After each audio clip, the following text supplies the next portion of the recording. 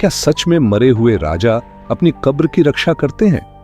मिस्र के काहिरा में रेगिस्तान के बीच खड़े हैं गीजा के पिरामिड, जहां 4,500 साल से फिरौन खुफू की आत्मा अपने खजाने की रखवाली कर रही है, और जिसने भी उस कब्र को खोलने की कोशिश की उसकी रहस्यमय मौत हो गई। ये कहानी है ओरिजिनल हॉरर स्टोरीज की, और जो मैं आपको बताने जा रहा हूं वो मेरे साथ 2022 में हुआ था। एक ऐसा अनुभव जिसने मुझे हमेशा के लिए बदल दिया। 3280 ईसा पूर्व में फिरौन खुफू ने इस महान पिरामिड का निर्माण शुरू करवाया था। 30 साल लगे इसे बनाने में। 1 लाख गुलामों को जबरन लाया गया था। उन्हें दिन रात काम करना पड़ता था, बिना आराम के, गर्मी में, ठंड में, तूफान में। जो थक जाता था उसे मार दिया जाता था। कहते हैं हर रोज 100 से ज्यादा मजदूर मरते थे। उनकी लाशें रेत में दफना दी जाती थीं। 23 लाख पत्थरों के ब्लॉक इस्तेमाल हुए, हर एक का वजन 2.5 टन। यह सिर्फ एक मकबरा नहीं था, बल्कि फिरौन का अगले जन्म में जाने का रास्ता था। अंदर सोने के खजाने, रत्न और फिरौन की मम्मी रखी गई। लेकिन सबसे डरावनी बात, पिरामिड के अंदर एक श्राप लिखा गया था हायरोग्लिफिक में। जो भी इस कब्र को खोलेगा, मौत के पंख उसे छू लेंगे। क्या कोई श्राप सचमुच इतने सालों तक काम कर सकता है? जब पिरामिड पूरा हुआ, फिरौन खुफू की मौत के बाद सभी मजदूरों को पिरामिड के अंदर बुलाया गया। उन्हें बताया गया कि उन्हें इनाम मिलेगा, लेकिन जैसे ही वे अंदर गए, बाहर के दरवाजे सील कर दिए गए। हजारों मजदूर अंदर फंस गए, चीखते रहे, दरवाजे खटखटाते रहे, लेकिन कोई नहीं आया। वे सब वहीं मर गए, अंधेरे में, भूख और प्यास से। क्यों? ताकि पिरामिड के अंदर के रास्ते और खजाने का रहस्य बाहर न जाए। उन मजदूरों ने मरते समय श्राप दिया था, जिसने हमें यहां बंद किया उसकी आत्मा कभी शांति नहीं पाएगी, और जो भी यहां आएगा हम उसे अपने साथ ले जाएंगे। क्या उन हजारों आत्माओं का गुस्सा आज भी वहां है? सदियों से लोगों ने पिरामिड को खोलने की कोशिश की। 1922 में हावर्ड कार्टर नाम के एक पुरातत्वविद ने किंग तुतनखामुन की कब्र खोली। उस कब्र पर भी श्राप लिखा था। कार्टर की टीम के 6 लोग अगले 6 महीनों में रहस्यमय तरीके से मर गए।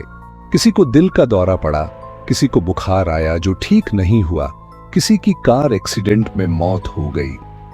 1960 में एक फ्रेंच वैज्ञानिक ने पिरामिड के अंदर रात बिताई।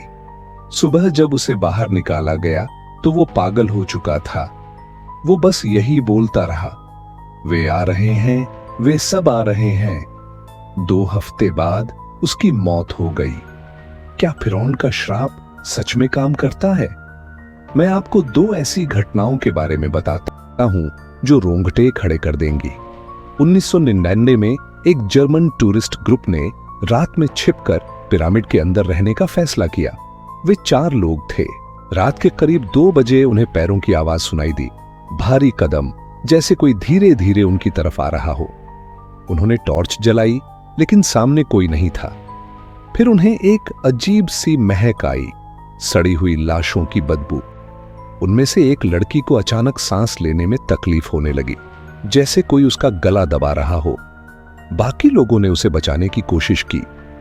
तभी दीवार पर एक परछाई दिखी, एक आदमी की, जो बहुत लंबा था और उसके हाथ आगे बढ़े हुए थे। वे चारों चीखते हुए बाहर भागे। अगले दिन उस लड़की के गले पर नीले निशान थे, उंगलियों के निशान। वो अब भी जिंदा है, लेकिन बोल नहीं सकती। क्या वो फिरौन था जिसने उसे छुआ था? दूसरी घटना 2015 की है, और यह और भी भयानक है। एक अमेरिकी यूट्यूबर ने पिरामिड के अंदर वीडियो बनाने के लिए रात में घुसने का प्लान किया। उसने अपना कैमरा सेट किया और फिरौन के चैम्बर के पास गया।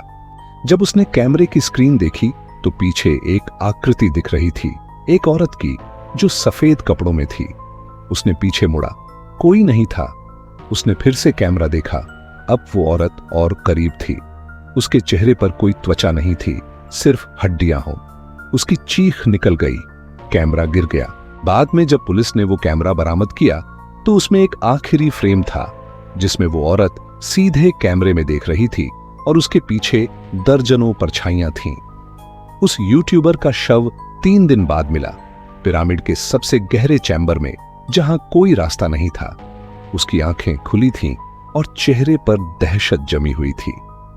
क्या वो सभी परछाइयां उन मजदूरों की आत्माएं थीं? अब मैं आपको अपने अनुभव के बारे में बताता हूं और यह 100% सच है। फरवरी 2022 में मैं एक डॉक्यूमेंट्री प्रोजेक्ट के लिए मिस्र गया था। हमारी टीम को खास परमिशन मिली थी कि हम पिरामिड के अंदर कुछ घंटे रुक सकते हैं। मैं, मेरा कैमरामैन और एक लोकल गाइड। दोपहर को हम अंदर गए। शुरू में सब नॉर्मल था। गाइड हमें अलग अलग चैम्बर दिखा रहा था। फिर हम किंग्स चैम्बर में पहुंचे, जहां फिरौन की मम्मी रखी जाती थी। वहां की हवा बहुत भारी थी, सांस लेना मुश्किल हो रहा था। मैंने दीवार पर हाथ रखा और मुझे ऐसा लगा जैसे दीवार कंपन कर रही हो। फिर मुझे एक आवाज सुनाई दी, बहुत धीमी, किसी अजीब भाषा में। मैंने गाइड से पूछा, यह क्या है? वो बोला, कौन सी आवाज? मुझे कुछ सुनाई नहीं दे रहा, लेकिन मुझे साफ सुनाई दे रहा था। फिर अचानक मेरे कैमरामैन ने चीख मारी। उसका कैमरा अपने आप चालू हो गया था और रिकॉर्ड कर रहा था। हमने प्लेबैक देखा तो वीडियो में हमारे पीछे कोई खड़ा था, एक लंबी आकृति जो हमें देख रहा था। हम तीनों घबरा गए। गाइड ने कहा, हमें तुरंत यहां से निकलना होगा। जब हम बाहर की तरफ भाग रहे थे, मुझे किसी ने मेरे कंधे पर हाथ रखा। मैंने पीछे देखा, वहां एक चेहरा था, बहुत करीब। उसकी त्वचा काली पड़ी हुई थी, आंखें सफेद थीं। मैं इतना डर गया कि मेरी आवाज नहीं निकली। मेरे साथियों ने मुझे खींचा और हम बाहर निकल आए। जब मैंने अपने कंधे देखे तो वहां हाथ के निशान थे, जले हुए, जैसे किसी गर्म हाथ ने छुआ हो। वे निशान 2 हफ्ते तक रहे। उस रात मुझे तेज बुखार आया और मैंने एक सपना देखा जिसमें मैं पिरामिड के अंदर फंसा हुआ था और हजारों लोग मेरी तरफ आ रहे थे। सबके हाथ आगे बढ़े हुए थे।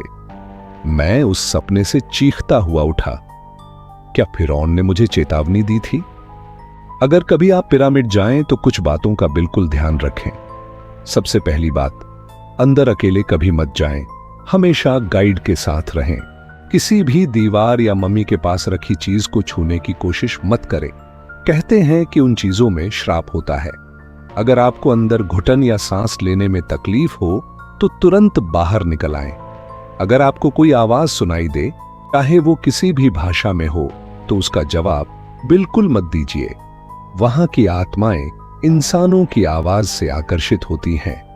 कोई भी तस्वीर खींचने से पहले सोच लें, क्योंकि कैमरे में कुछ ऐसा दिख सकता है जो आंखों को नहीं दिखता।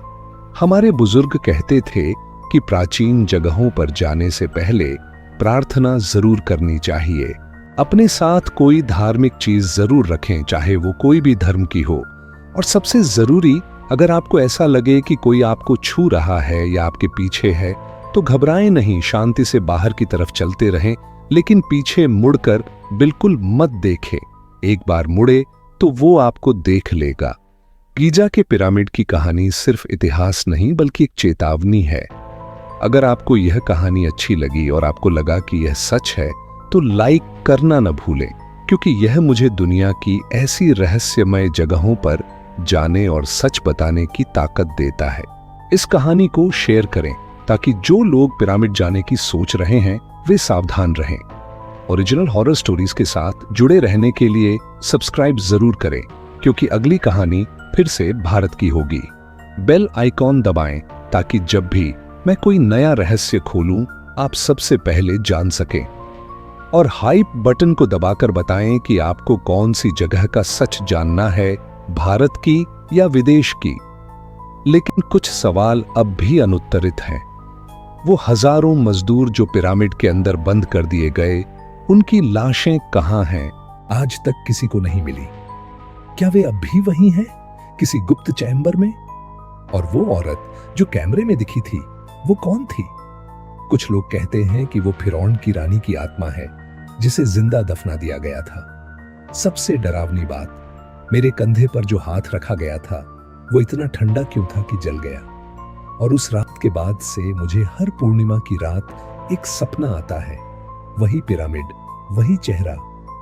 क्या वो मुझसे कुछ कहना चाहता है? क्या मैं उस श्राप का हिस्सा बन गया हूं? मेरे कंधे पर जो निशान था, वो तो चला गया, लेकिन कभी कभी रात में मुझे वहां जलन महसूस होती है। क्या यह मेरे दिमाग का खेल है या फिरौन ने सच में मुझे निशान दिया है? अगली बार मैं आपको लेकर जाऊंगा वापस भारत, दिल्ली के लाल किले में। मुगलों के इस महान किले में एक ऐसा कुआं है जहां रानियों को जिंदा फेंक दिया जाता था। उस कुएं से आज भी औरतों के रोने की आवाज आती है। 1857 की क्रांति के बाद यहां अंग्रेजों ने हजारों लोगों को फांसी दी थी। उनकी आत्माएं आज भी वहां भटकती हैं। रात के पहरेदारों ने बताया है कि उन्हें किले में सैनिकों के मार्च करने की आवाज सुनाई देती है, लेकिन वहां कोई नहीं होता। सबसे रहस्यमय बात, किले के नीचे एक गुप्त सुरंग है जो यमुना तक जाती है। कहते हैं उस सुरंग में कोई गुस्सा तो वापस नहीं आया। क्या वहां कोई है? अगली कहानी में मिलेंगे। तब तक के लिए अपना ख्याल रखिए और याद रखिए, दुनिया में कुछ जगहें ऐसी हैं जहां मौत कभी नहीं मरती। यह थी ओरिजिनल हॉरर स्टोरीज, और सच मानिए जो मैंने बताया वो मेरे साथ सच में हुआ था।